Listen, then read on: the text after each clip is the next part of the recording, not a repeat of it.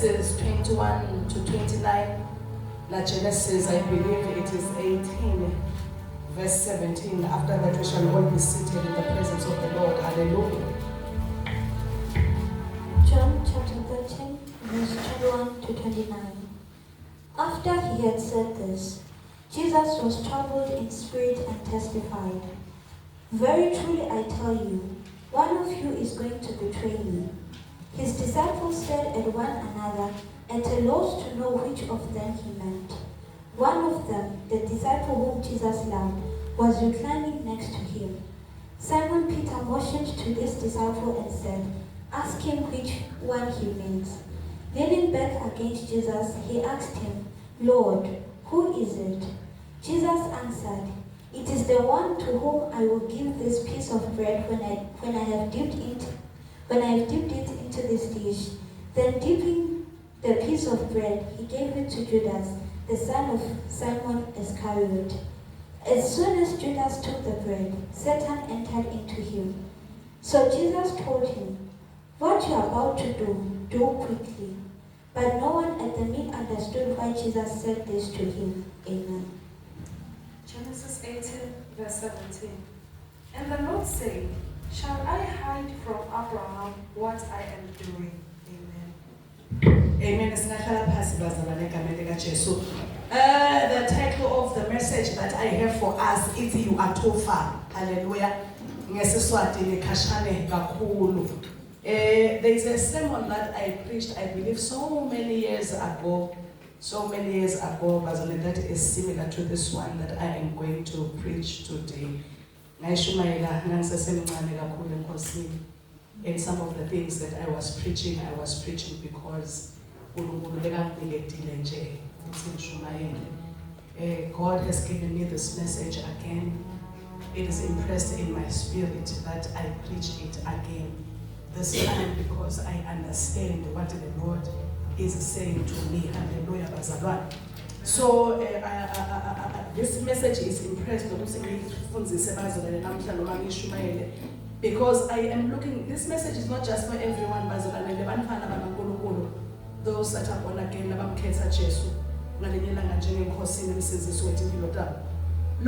this message be impressed in my spirit. It is because I am looking at us, I am looking at the church of God, I am looking at our status, I am looking at our position, I am looking at the way that we are. I am comparing us to the early church, where there were so much healings and deliverances, where there was so much power. And I am looking at us, I remember this is something that Pastor Peter touched at some point in time. That's where is the fire, bazalwane?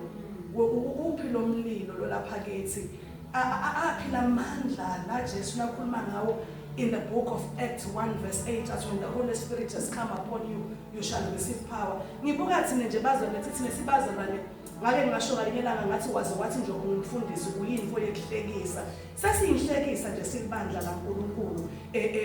prefer than come to the house of the Lord. And the question, so I am saying, and looking at the word of God, the great and wonderful things in His word, the promises, I am in the book of Deuteronomy, the book of multiplication. I will multiply you, I will bless you, I will bless you more than your forefathers. There is a lot that God is saying, the promises that He is giving to us. But the question that I have come to ask us is, why are these things not manifesting in our lives? Why are we not blessed? Why is it look like a pastor Mduli? It troubles me when when God has said, I sent you word by word and I healed your diseases. All the diseases, I am removing them from you. But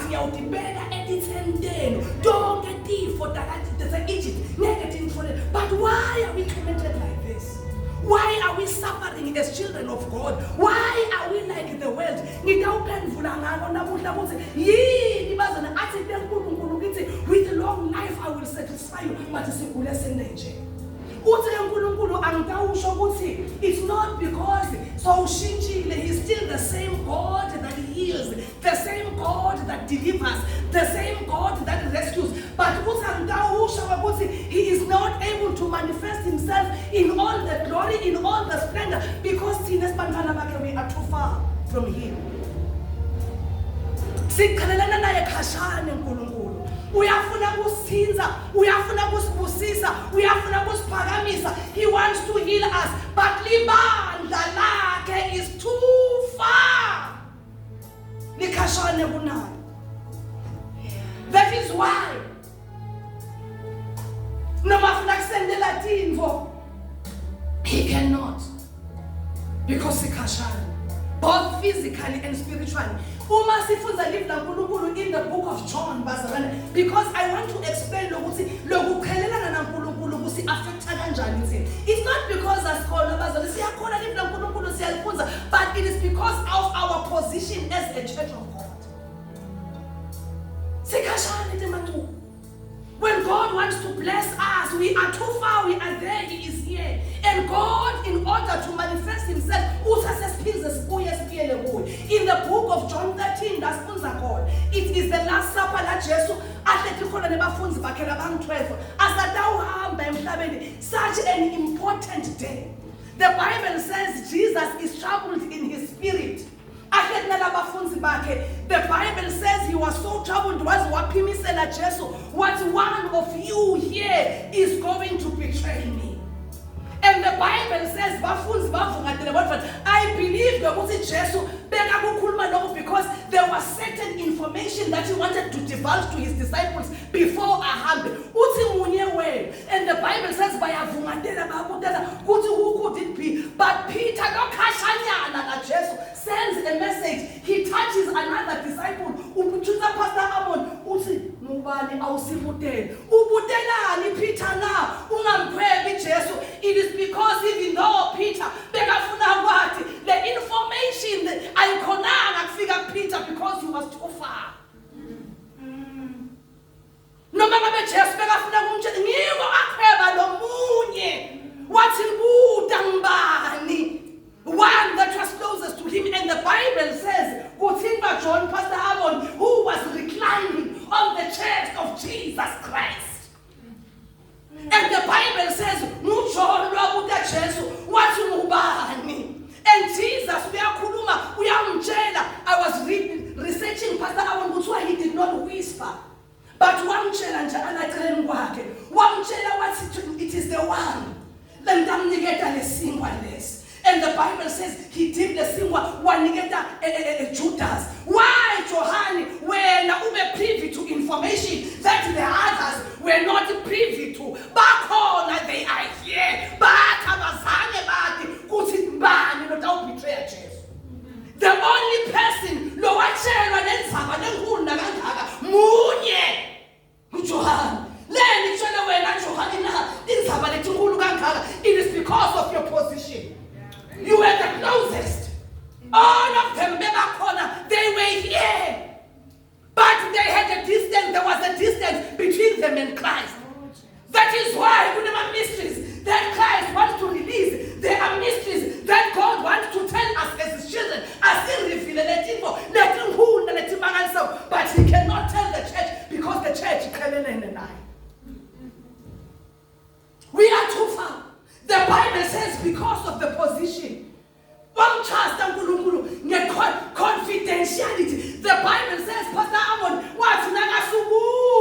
Judas. The Bible says the others thought we are but only John knew because the way they are sitting a corner at Judane.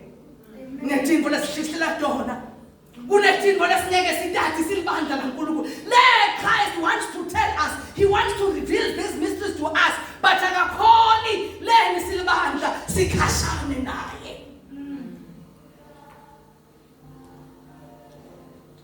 I want you to note, they were not far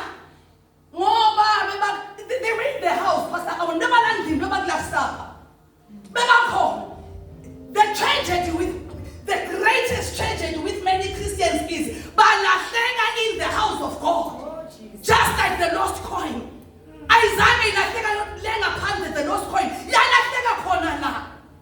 The other coins were here yalahleka khona landlini. The greatest tragedy with Christians is that they are in the house of God but they are lost. No wonder uNkulunkulu angakhona ukurelease such great mysteries to us. It is because we are too far from Him. Uma ufunza incwadi ya Genesis la sifunze khona, when God was going to destroy Sodom, because uNkulunkulu sifuba sakhe sihle sindengandenga Pastor Amon. Afuna ukurevela ema mysteries. Sihle sindengandenga sifuba uthi uNkulunkulu nasathe uhamba uAbraham ahambe to destroy Sodom and Gomorrah. Unemfihlo uNkulunkulu. Uthi, can I hide this from my servant Abraham? Ngingakhona yini kuyifihla le uNkulunkulu ufuna ukukhuluma ama mysteries uthi khona livele ngawuliphuphisa. He tells Abraham, out of all the peoples that were in the world, akayanga mlothi yamtshela, yet he was in that country ebeyawubhujiswa. Umtshelelani uNkulunkulu Abraham na, it is because of the position. Amen. Very close to God. God, there are things. He wants to bless us. He wants to elevate us. He wants to promote us. He wants to reveal ema mysteries that awubamba imindeni yethu. Kwekuthi ibhubhe Pastor Mthuli ufuna kushela uNkulunkulu. Kuthi qaphela Pastor Mthuli, qaphela Pastor Khangezile, qaphela Pastor Khethwe. But he cannot tell us because we are too far away from Him. We are Abraham. And in that way, Abraham was able to intercede for Lot. He was able to pray. Wathandaza. Nkulunkulu khona tindwa ngiphinze lafuna kushela tona. But akakhona kushela Pastor Amon uzinza le information. Whether uyenyuka ufuna kuhlemela abantu bakhe. But his people are too far away from him. So that is why today ngidane kuthi uNkulunkulu ngifuna kunentela tindvo letinhle. I want to do great and mighty things amongst you, but the thing lengayo inkinga lengayo bantfu bami bakhashane nami. The Bible speaks about Martha and Mary.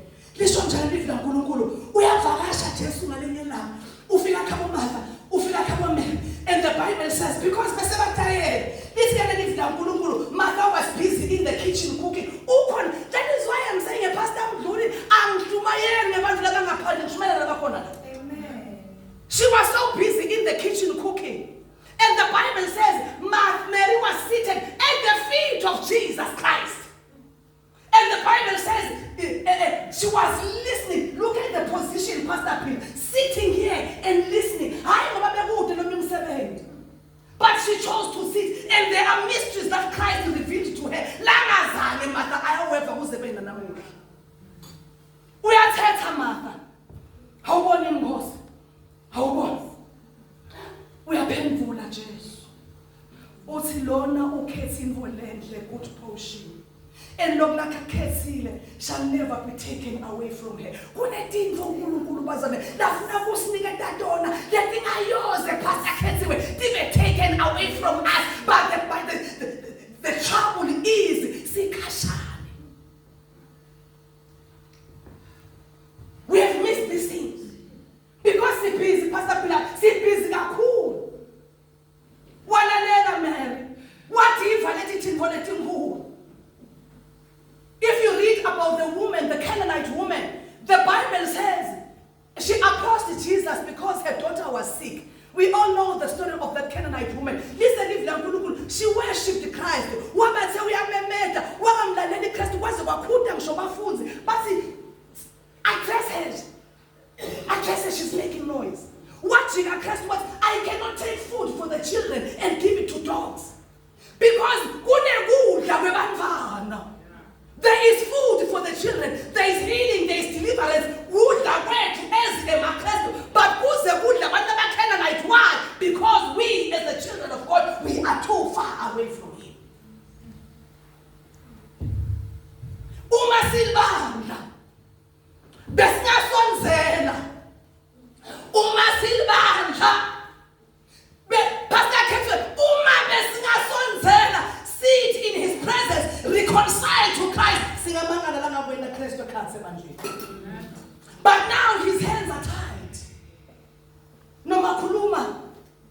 ibandla kaliva noma funa akhona livakashele libandla kaliboni leni libandla libhizi likhashane naye kungako namhlanje usithi buya mntwana buya ekhaya musu kulibala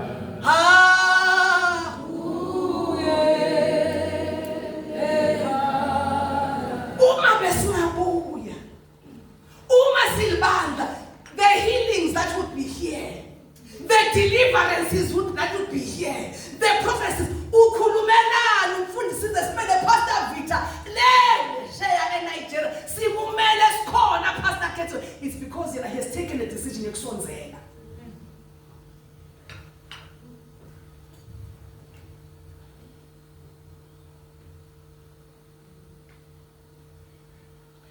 Pastor Amon ufunzile ngiyathanda lafunze khona because mina nami ngifuna khamba khona ufunzile nga the boy Samuel lo bekahlala in the tabernacle lisho njalo lelivu laNkulunkulu ahlala in the tabernacle before the light lapha etabernacle livu laNkulunkulu bebakhona boHofni bebakhona iPhinias akhona naEli.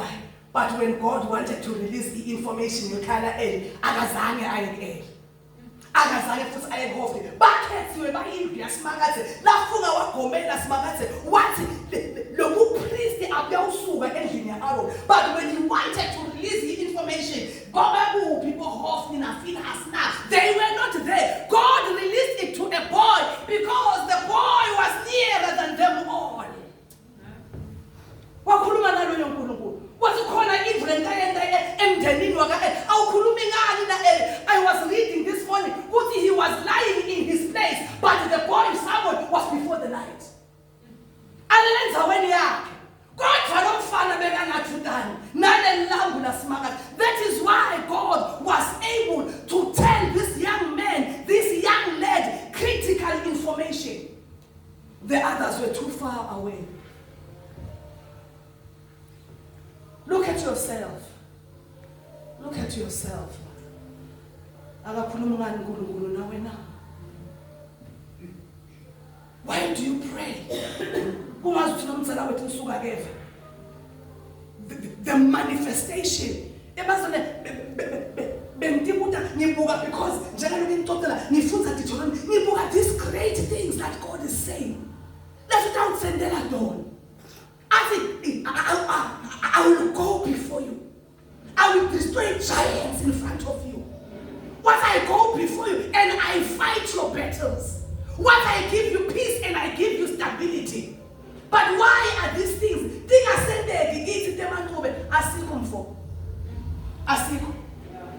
Asiko skashane kakhulu.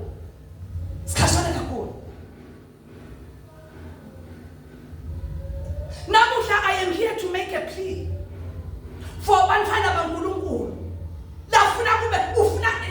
I do not know what to say. God wants to free us. God, as I've said, wants to elevate us, wants to bless us. There are great and mighty things. But I couldn't end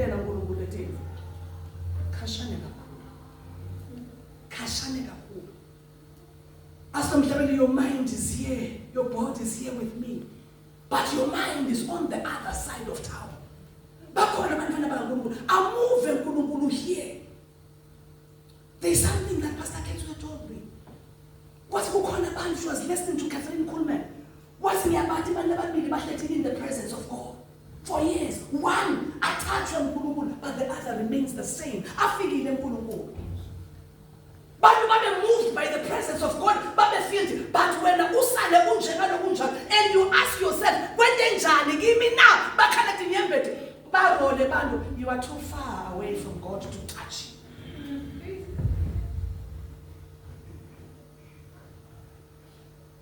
Uthi Elijah nasanda uhamba ukhuluma neprofeti naEli uthi senda uhamba ufuna ngwendele. And then this young man, I believe he was young, says, give me a double portion of your anointing. If you see me going, you will get it. Which means this boy, Elisha,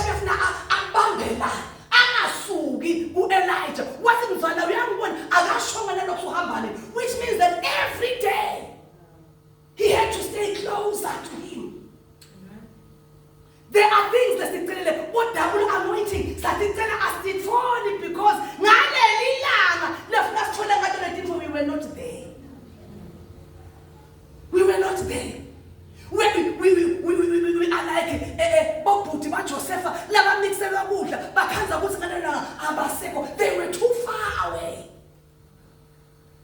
Elisha had to be there 24/7.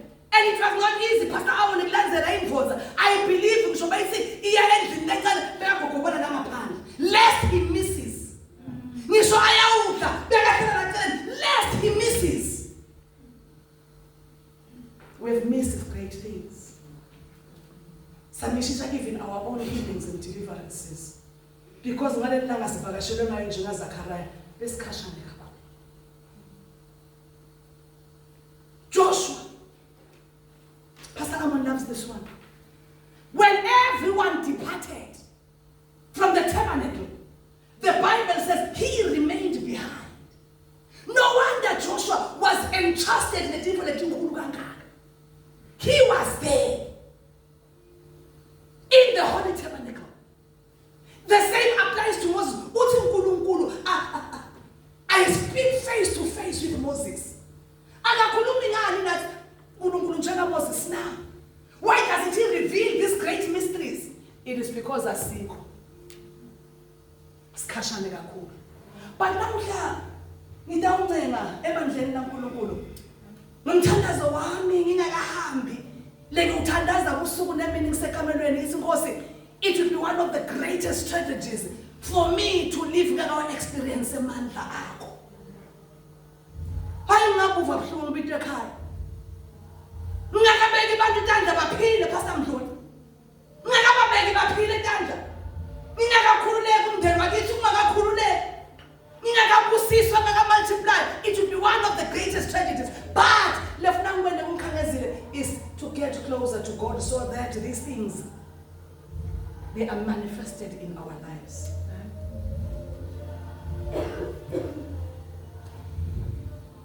I want to end. Labanye bethu sikhashane naNkulunkulu njenga Peter, whom the Bible says wafunga wagomela wathi uKristu umuntu awufana ufa khona. But when trials and temptations come, the Bible says he is seen following Christ but following from behind, lagging behind. Kuna labanye bethu siyamthanza Kristu sahamba naye, but nasigejwa kamoya sesilenga semsileni ngenxa yetinkinga tempilo. Because of I do not want to spiritualize things. Iyashaya impilo Kristu hamba embili. Lenhliziyo ifuna kumlandzela, but lenyama because of the things that you are going through. You are lagging behind in the things of God. And God is saying today, you are too far. He wants to bless you. But for some of us, since Adam and Eva, I like what Pastor Amon said, because of our great disobedience. We are inside Eden, yes, but is born. Check your position. Because God did not go outside of Eden. Where are you?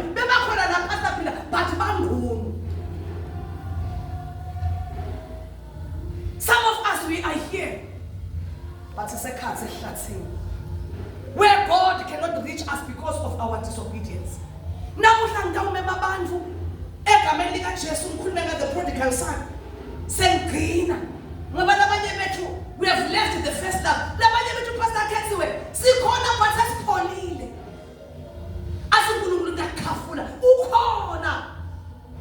But some ones are sharing.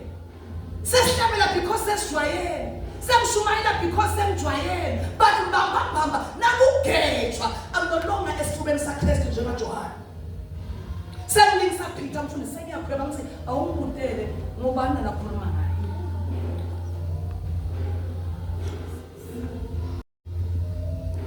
I listen to you. When we are talking about the prodigal son, what's nagahamba? In the direction that he went. But as long but the distance between the two of them could not allow the man to get to his son. The Bible says,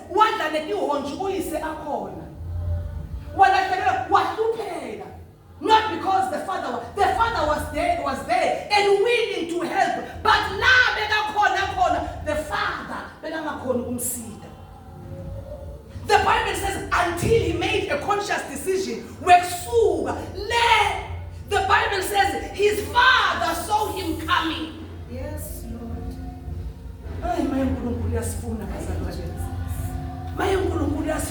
And the Bible says, there was so much joy. The Bible says,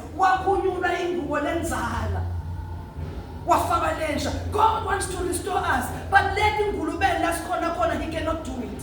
We are too far. A fattened calf was slaughtered. But these things, this son, because of the distance, he was too far. But the moment he got closer to his father, so much happened for the son. I want to say, Ngulungulu wants us to come back.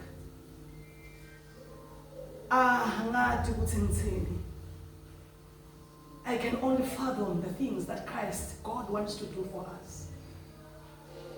Great things. He wants to take care of us. He wants to love us. He wants to be the good shepherd. He wants to deliver us. He wants to fight. He wants to tell us great mysteries. But he cannot because we are too far.